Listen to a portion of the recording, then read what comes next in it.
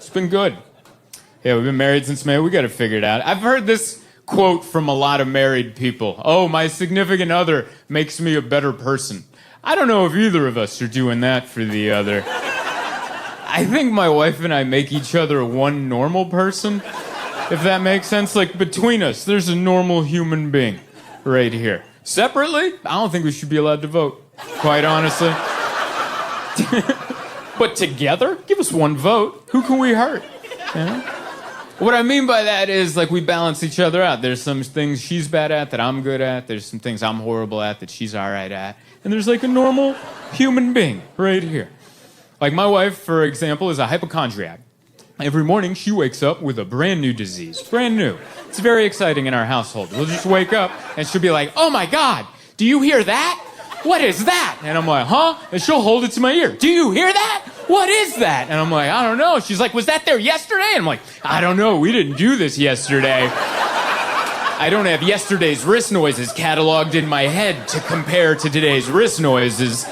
And she gets annoyed at me. She's like, oh, you never listen. And she storms off. And then after like 2 hours of Googling, she comes back. She's like, yeah, it's wrist cancer. And I was like, that's the most common form. So I get that. It's been really going around this year.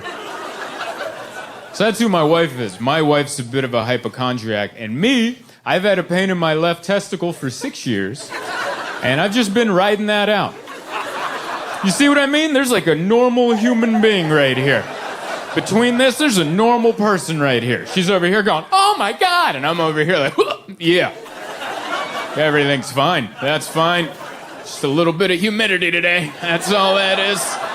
A little too much humidity. Don't worry, I will explain the testicle. I wasn't just going to put that out there for you guys.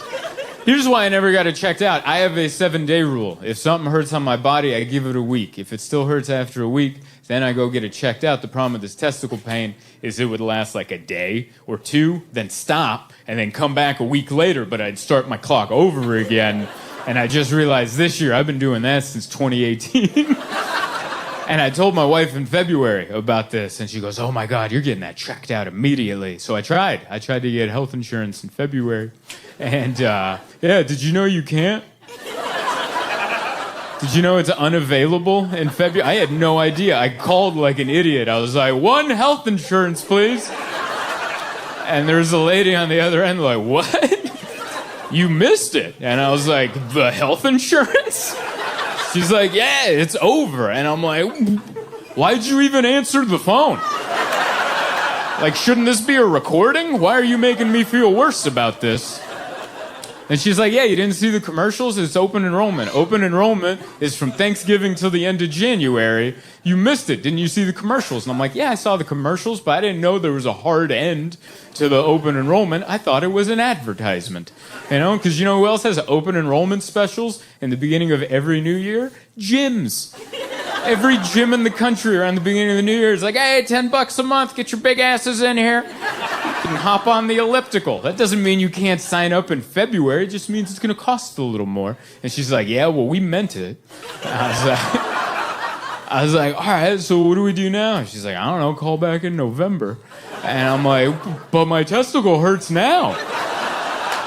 And she goes, you don't get it. I'm like, I don't think you get it. I got a dull toothache in my left nut. We got to figure this out. And she goes, you don't get it. And I'm like, you know what? I guess I don't get it. I don't get it. Why? Why are we treating health insurance like a pumpkin spice latte? Make it year round. Yeah. Listen. I thought it was a solid point, too. But it didn't help. And I got off the phone and I had to tell Emma, I was like, they're not going to help me. And she just goes, oh my God. What if they have to cut it off? And I was like, why would that be the first thing you say? Why would you even put that in the air when you know I can't make an appointment for 9 more months? Why would you even put that germ of an idea in the atmosphere? And she's like, I don't know. What if? And I'm like, I don't know. What if? And she's like, do they put like a fake one in there? And I'm like, I don't know. I hope they would do that. I hope they wouldn't just let me leave with half a grocery bag. That'd be messed up. I'm pretty sure I'd speak up. I'd be like, come on, man. Just throw a couple quarters in there. Help me out. Don't let me live the rest of my life slightly off balance. Figure this out. And I remember she had a moment. She's like, you know what? I don't care if you have health insurance or not. You're getting this checked out, and you're just going to pay for it out of pocket like an American. And she said it like that because she's from Canada. She's trying to rub it in a little. I'm like, well, what if it's really expensive? And she goes, then you're going to go into debt like an American. So she found me a urologist in Brooklyn, and I'm not making this up for the sake of comedy, but my urologist's name was Dr. Zoltan. And you should have seen the look on my wife's face when she showed me the confirmation email. She's like, and I was like, what have you done? She's like, isn't this great? I'm like, not really. And she's like, why not? I'm like, well, you just took an already awkward conversation and you made it a little weirder. And she's like, what do you mean? And I'm like, what do you mean, what do I mean? How do you think this is going to go down? You think we're just going to walk into the room and, Zoltan! Hungarian! Anyway, here are my genitals. It's not how this is going to go. It's going to be weird. And she goes, it won't be weird. And I was like, I promise you, it's going to be a little weird. And so I remember we're there in the waiting room. I'm waiting to get my name called. And Emma goes, hey, when you get your name called, do you want me to go in there with you? And I'm like, no. Sit out here and wait for me. And she goes, why? Why don't you want me to go in there? And I was like, what? Because it's weird. She goes, no, it's not. You came in with me for my wrist thing. And I was like, yeah, your pants stayed on for the wrist thing. And she goes, so? Why can't I go in there? Don't be immature. I'm like, because it's weird. It's going to make me feel like a little boy going in there with my mother, who's going to stand off to the side and during the exam go, don't forget to tell him about your testicles, sweetheart. And I'm just going to be over there like, thanks, Mom. I didn't forget why we came. And she's like, I would never do that. And she brought up a good point. She goes, you actually need me in there. Because you don't have a great memory. You're going to forget what that guy says, and I'm going to be a second pair of ears in there. And I'll be like, that's actually a good point. All right, you can come in, but don't say anything. She goes, I don't say anything. I'm just going to be their ears. I was like, all right, cool. So we're in there. We're waiting for Dr. Zoltan. He eventually comes in. We have our Zoltan, Spider-Man pointing at Spider-Man moment, you know? And I'm just, Hungarian. And he's very nice. He's like, welcome to New York. Hope you're enjoying the city. He's making small talk. He's like, what do you do for a living? I'm like, oh, I'm a comedian. And his eyes lit up a little bit. He's like, whoa, like a stand-up comedian? I'm like, yeah. He's like, that's what you do for a living? I'm like, uh-huh. He's like, that is so cool. And I'm like, you're a doctor. Like, you're doing way good. Like, you're doing amazing. And then, I'm not making this up either, he proceeds to pitch me a TV show idea. Right then and there, he's like, I got an idea for a TV show. And I'm like, what? Yeah, this later. Right now, this. And his idea wasn't bad. It wasn't a bad idea. He's like, wouldn't it be cool if there's a show where you could hear the inner monologues of doctors and patients and then hear what they're actually saying to each other? I'm like, that's funny. I'd watch that. And he's like, right? And I'm like, hell yeah. He's like, right? And I'm like, yeah. And I could tell he wanted something more out of me, so I had to break it to him. I'm like, I'm sorry, Dr. Zoltan, I'm not famous enough to help you with this idea. And I could tell it bummed him out a little bit. He was like, yeah. All right. That's fine. Go ahead and take your pants off. And that was so weird. I've never taken my pants off after disappointing somebody. Like, that's never been the order of events. I've never had someone go, and I'm like, well?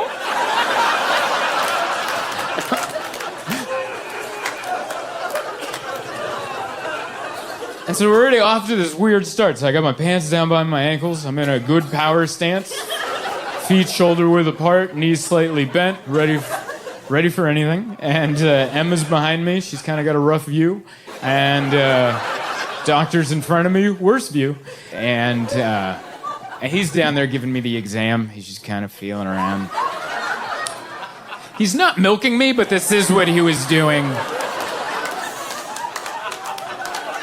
And he's saying all these doctor words that don't mean anything to me. He's just down there muttering. He's like, oh yeah, oh yeah. Oh yeah, you got a swollen vernacular over there. Oh yeah, that's a swollen vernacular over there. Yep, we got 2 swollen vernaculars. Yeah, and for the record, he's not saying vernacular. It's just the closest I have in my vocabulary to whatever he is saying is vernacular. And the problem is he's just not saying the thing I want him to say. Like, my fear is that it might be cancer, but he's not saying that. He won't answer that. He's just down there like, oh yeah, got a couple vernaculars over here. Got some vernaculars over here. Oh yeah, a couple vernaculars. And I remember I had to cut him off. I'm like, Dr. Zoltan. He's like, huh? And I'm like, is it cancer? He's like, oh, no. And I'm like, good, get off me. Like, I don't care what it is now. I was just scared that it was that. Get the hell off of me, Dr. Zoltan. There's money for you on the nightstand. Get off of me. I didn't actually say that part, but I would have been sick. And he was like, listen, I'm 95% sure it's not cancer, but we got to make 100% sure. So I got to set you up with a blood test and an ultrasound. And that's when I found out that they even do an ultrasound on that. I had no clue. I thought that was for looking at babies, but apparently they do it on other things. And I showed up that morning, and the ultrasound tech, unfortunately, kind of resembled my mother. Which, if there was anything I could have asked for that day, is please don't look like my mother. And there she was, cheekbones and all. And she was very nice, very professional, but it's awkward. I'm there on this table. It's in the morning. It's cold. There's bright lights. I got my pants down by my ankles. I'm just laying on this bed. She squirts this ultrasound jelly on my situation, and then she's just rubbing a wand on it. And I'm just laying there going, where the hell do I put my arms? You know? I had never thought so hard of where do arms go right now. Because you can't be too relaxed, right? You can't just be like... Like, that's uncomfortable for everybody. You can't just be too... And you also can't go behind the head. You can't just... Woo! Definitely can't do that. So I went with, like, a dead cockroach approach. I just...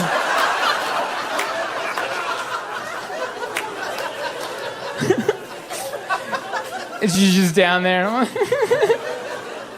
And I know for a fact ultrasound techs can tell what's good and bad on the screen. I know that. Like, because otherwise, why would they give them a screen, right?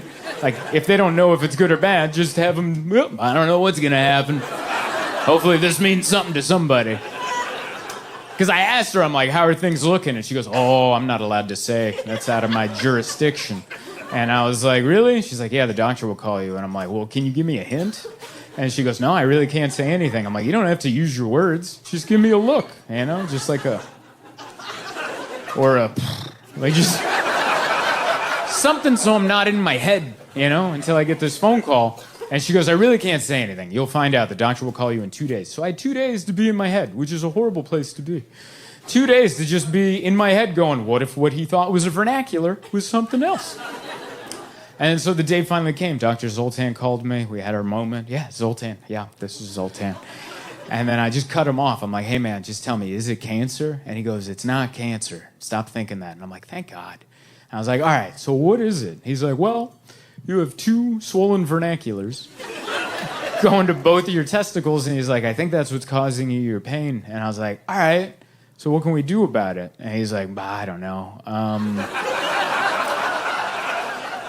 He's like, I think you could use more support. And I was like, what? And he's like, tighter underwear. And I'm like, that's your treatment? You went to school for a decade? And you have like hundreds of thousands of student loan debt? And you just called me and you're like, yeah, Fruit of the Loom ought to do it. And he's like, yeah, I think it might help. And I'm like, all right, you do realize I'm never getting anything checked out ever again, right? And he's like, why do you say that? I'm like, well, I just spent $2,500 to find out $7 could have fixed this issue. Like, if anything's ever wrong with my body, I'm going to assume my clothes are too loose. That's the problem. Oh, no, I don't get migraine headaches. I need a tighter beanie. That's the issue. Hug my cranium.